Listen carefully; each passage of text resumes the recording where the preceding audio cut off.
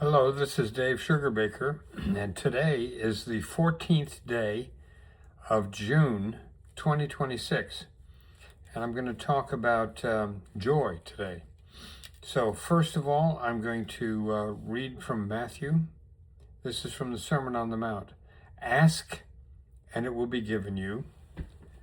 Search, and you will find. Knock, and the door will be opened for you. For everyone who asks receives, and everyone who searches finds, and for everyone who knocks, the door will be opened. From Isaiah chapter 55, for you shall go out in joy and be led back in peace.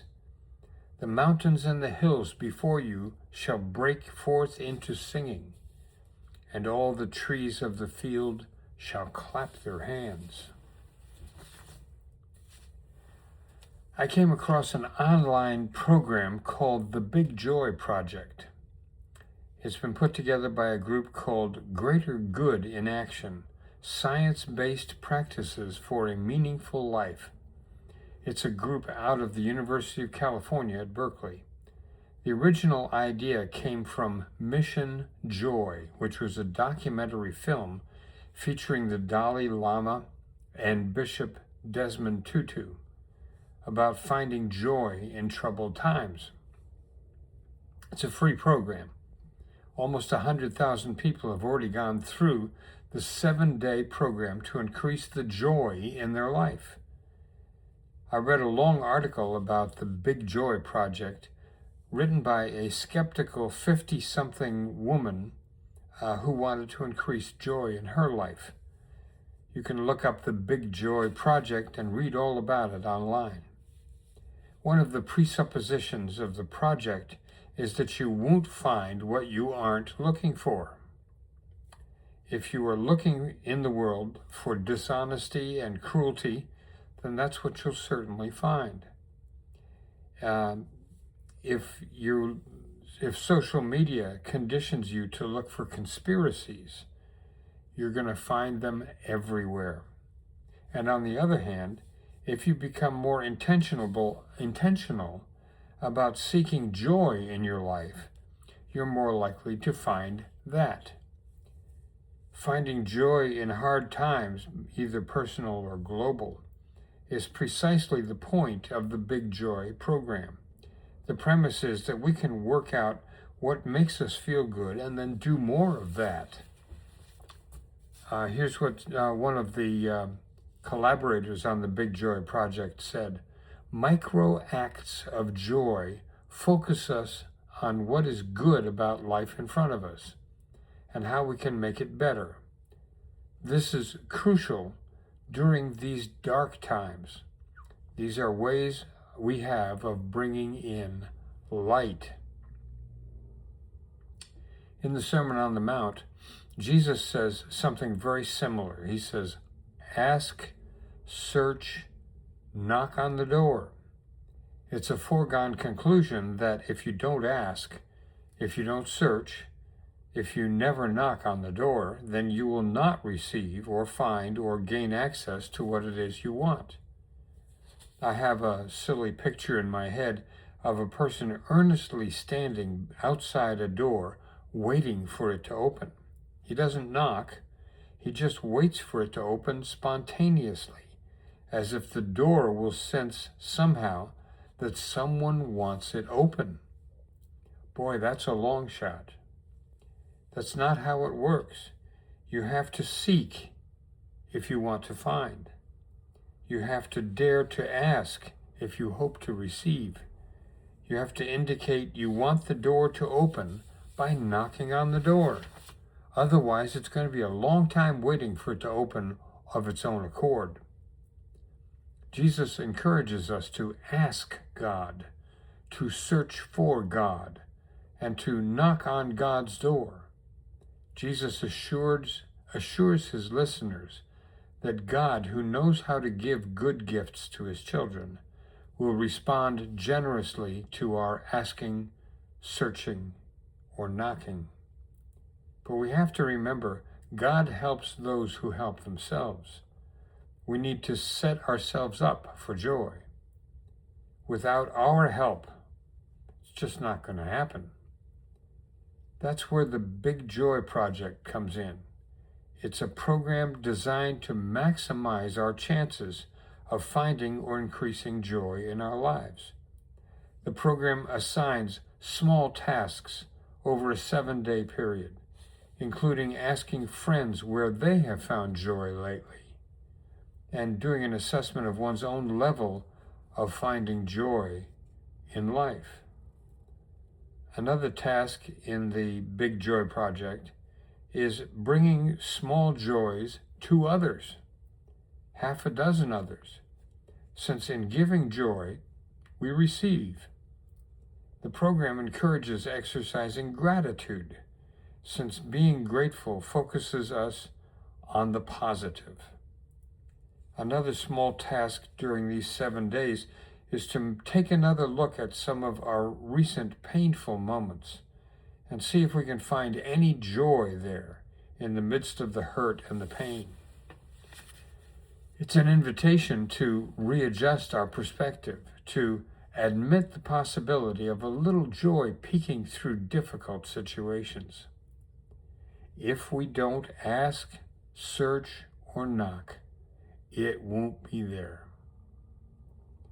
I like how the author of the article that I read wrapped up her experience. She said, "So have I embiggened my joy over 7 days?" Good question. Big joy wasn't the barrel of cartwheeling, kitten-kissing laughs that I had hoped for, but I think it's given me something deeper, a reminder of how happy other people make me, especially if I can make them feel good too. The conclusion seems to be that to feel more joy, I need to become more connected, an outward-looking person. I need to ruminate less and focus on finding ways, however small, of doing good in the world. She said, I have a funny feeling that was Big Joy's dastardly plan all along. Especially as we enter this political season in America, wouldn't it be great if we could enjoy some relief from the unrelenting focus on injury, offense, and name-calling, and focus instead on talking with each other about what brings us joy? What a refreshing change. Injustice and aggression aren't going to evaporate just because we don't focus our attention on them. There will be still a time and a place to emphatically say no to what is inappropriate, negative, or dehumanizing. But shifting our focus to what brings us joy might give anger and fear less power over us. One of the interesting goals of the 7-day project is to increase our focus on gratitude. Finding more things to be thankful for shifts our perspective and increases our joy. As our list of gratitudes gets longer, our mood lightens. This isn't just a trick we play on ourselves. We're not deluding ourselves playing Pollyanna. This is a perceptual choice.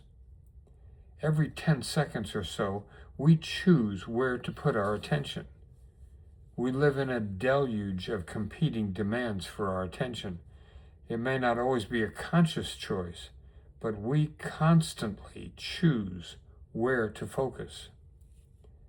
How do we decide? When something stands out, when something unusual or unexpected pops up on our radar, we tend to focus on that new, unique, eye-catching thing. Social media has turned catching our attention into a science.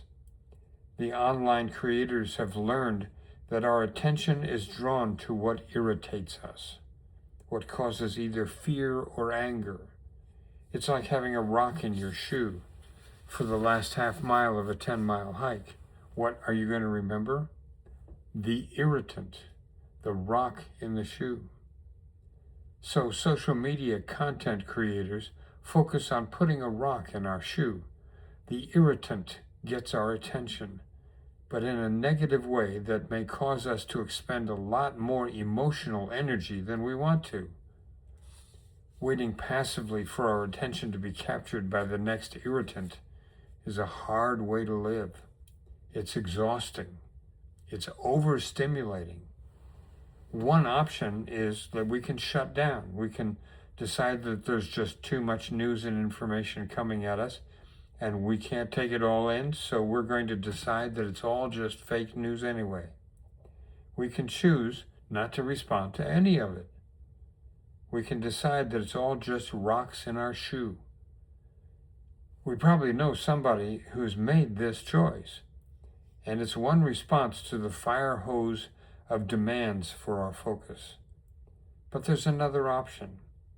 Instead of waiting for the universe to present the next irritant to us for us to focus on, we could, with practice, choose what we will invest our attention in. We could focus on gratitude, on what brings us joy. It's our perceptual choice. I was an English major.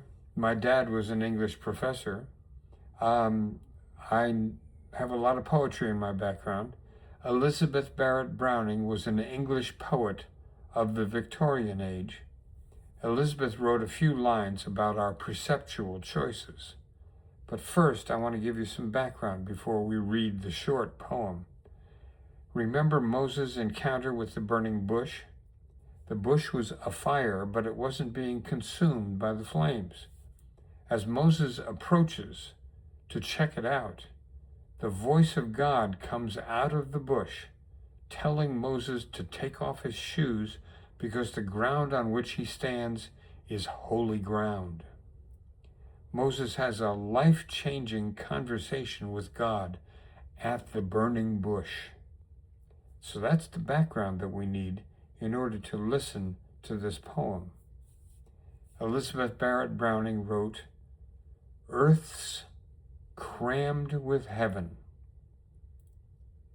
and every common bush afire with God. But only he who sees takes off his shoes. The rest sit round it and pluck blackberries." Now, picking blackberries is a noble profession, but according to Elizabeth Barrett Browning, it's a perceptual choice. Only he who sees takes off his shoes, recognizing that he stands on holy ground. We can decide where we will put our attention. We can focus on the rock in our shoe, or we can focus on gratitude and joy. We get to choose. Thanksgiving that the earth is crammed with heaven and every common bush afire with God, or, oh look, blackberries. Now, thanks for taking time to listen to this. I appreciate your attention.